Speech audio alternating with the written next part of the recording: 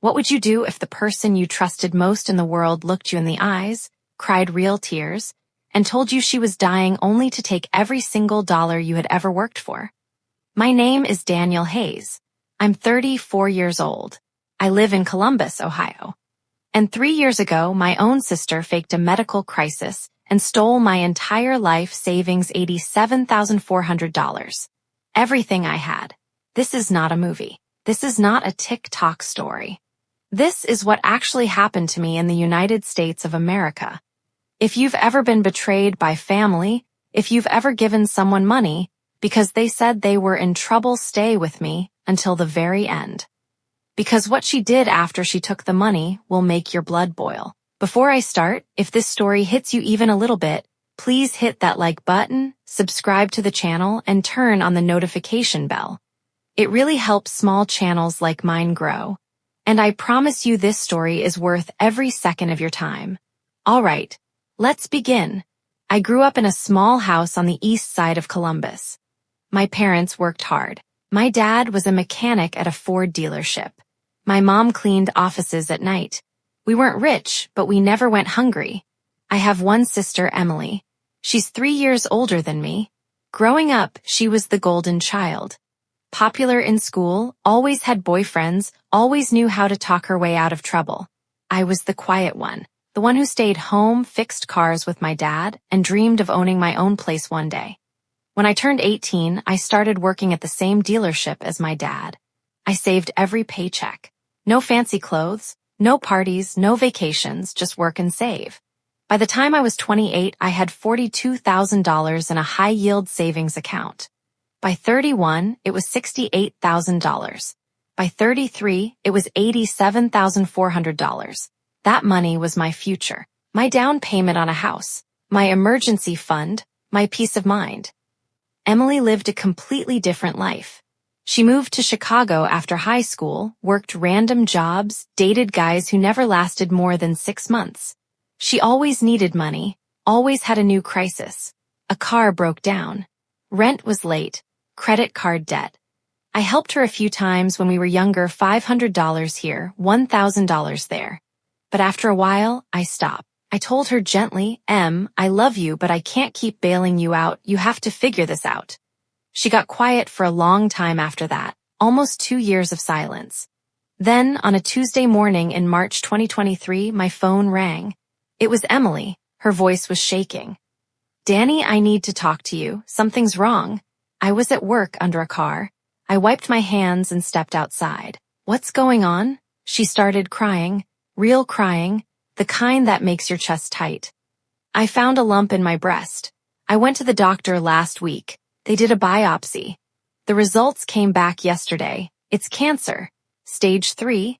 They want to start chemo immediately, but I don't have insurance right now. I lost my job 2 months ago. I have nothing, Danny, nothing. My heart dropped into my stomach. Cancer. My sister. The only family I had left after our parents passed.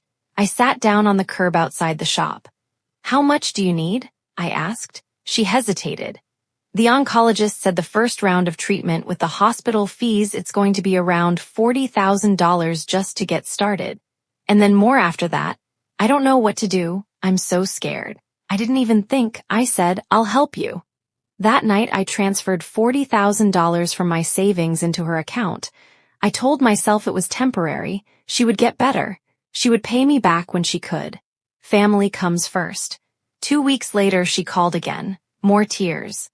The chemo is stronger than they thought. They're recommending surgery now, a mastectomy, and the hospital needs another $25,000 up front, or they won't schedule it. I transferred another $25,000. Then came the third call. Danny, there's complications. Infection. They're keeping me longer. I need $15,000 more or they're going to discharge me without finishing the treatment. I sent the last of it. $15,000. My account balance dropped to $7,400. Everything I had built for 15 years gone in less than a month. I asked her if I could come to Chicago and be with her during the surgery. She said no. She said she didn't want me to see her like that. She said the doctors advised limited visitors because of her immune system. I believed her. For the next 3 months, I called her almost every day. Sometimes she answered. Sometimes she didn't. When she did, she sounded weak, tired, in pain. She would talk about the hospital food, the nurses, the side effects. I sent her care packages, soft blankets, books, ginger candy for nausea. I was terrified I was going to lose her. Then one afternoon in June, I got a message from a number I didn't recognize. It was a woman named Jessica. She said she used to work with Emily in Chicago. "I'm sorry to message you like this," she wrote, "but I think you need to know the truth. Emily doesn't have cancer. She never did. She's been living with her boyfriend in a nice apartment in Lincoln Park. She's been posting on Instagram under a different name. She's been shopping, going out, looking healthy. I'm only telling you because I saw her laughing about how she got money from her stupid brother last week." I stared at the message for a long time. My hands were shaking. I didn't reply. I opened Instagram and started searching. It took me almost an hour, but I found the private account. Different name, different photos, but it was her, clear as day. Pictures from the last 3 months, Emily at a rooftop bar with a margarita. Emily shopping on Michigan Avenue. Guy I had never seen before. Recent photos. Dates that match the exact week she told me she was in the hospital fighting for her life. I felt like someone had punched me in the chest. I called her. She didn't answer. I called again, and again. Finally, she picked up. "Hey Danny, I'm kind of busy right now. You don't have cancer," I said. My voice was flat. Silence. Then she laughed. A short, nervous laugh. "What are you talking about?" "I saw the photos. I know, you lied to me. You took everything." More silence. Then her voice changed. The soft, scared sister voice disappeared. What came out was cold. "So what? You had the money. I needed it. Life is hard, Danny. Not everyone gets to be the responsible one sitting on a pile of cash." I couldn't speak. "You're not going to do anything about it," she continued.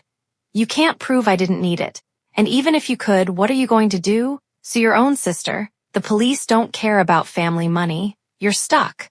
She hung up. I sat in my truck outside the dealership for almost an hour. The sun went down. The parking lot emptied. I just stared at the steering wheel. The next morning, I did the only thing I could think of. I went to the police station in Columbus and filed a report. The officer was polite but honest. "Sir, this is going to be extremely difficult. She lives in another state. You willingly transferred the money.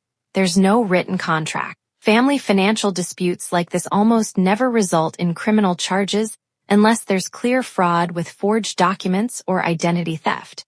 Civil court is your best option, but even that will cost you more money and time." I hired a lawyer anyway, a good one in Chicago. He charged $5,000 just to take the case. I used the last of my remaining savings and put the rest on a credit card. We sent a demand letter. Emily ignored it. We filed a civil suit for fraud and conversion. She hired a lawyer of her own paid for with my money, no doubt. The process dragged on for 14 months. Depositions, document requests, motions. Every step cost more money I didn't have. During that time, I learned more about what she had done. The oncologist she claimed to see didn't exist. The hospital bills she once texted me photos of were edited images from the internet. The boyfriend she was living with worked in real estate and made good money. They had taken a trip to Cancun 2 weeks after the last transfer. She had bought a new car, a used BMW, with part of the money. I lost the civil case. The judge said there wasn't enough concrete evidence that she never intended to use the money for medical care at the exact moment she asked for it. He said it was possible she believed she was sick and later found out she wasn't. Even though the timeline of her Instagram posts destroyed that theory in my mind, the legal standard was higher than my gut feeling. I walked out of the courtroom in Chicago with nothing. No money, no justice, just a stack of legal bills and a sister who had erased me from her life. I drove the 8 hours back to Columbus in silence. For the first few months after the judgment, I was angry in a way I had never been before. I couldn't sleep. I lost weight. I almost lost my job because I couldn't focus. I started drinking more than I should have. I deleted her number. I blocked her on everything. I told our few remaining relatives the truth. Most of them didn't believe me at first. Some still don't. Then something shifted. I realized that sitting in that anger was just giving her more of my life. She had already taken the money. I wasn't going to let her take the years that came after it either. I started over. I sold my truck and bought a cheaper one. I moved into a smaller apartment. I took a second job detailing cars on weekends. I lived on rice, eggs, and whatever was on sale at Aldi. I put every extra dollar back into a new savings account, this time one she could never touch. It took me 2 years and 4 months to rebuild what she stole. Not all of it, but enough. Enough to breathe again. I still think about her sometimes. Not with the same rage, more with a kind of quiet sadness. The sister I thought I had never really existed. The girl who used to protect me from bullies in elementary school, who taught me how to ride a bike, who cried at my high school graduation. That person was either gone or had never been real. I don't know where she is now. I don't check. I don't want to know. What I do know is this.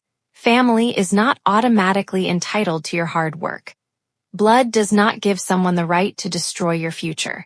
And sometimes the people who hurt you the most are the ones who call you family while they empty your accounts. If you're watching this and someone is asking you for money right now, especially family, protect yourself. Ask for proof, real proof, medical records with names and dates, hospital bills with account numbers, video calls from the actual hospital room. Do not send large sums of money based on tears and stories alone. I wish someone had told me that 3 years ago. I lost $87,400. I lost years of sleep. I lost the only sibling I had, but I didn't lose myself. And that, in the end, is the only thing she couldn't take. If this story resonated with you, if you've ever been burned by family or friends, leave a comment below. Tell me your story. You're not alone in this. And if you made it all the way to the end, thank you. Seriously. Hit that subscribe button if you haven't already. It means more than you know. I'll see you in the next one. Stay safe out there.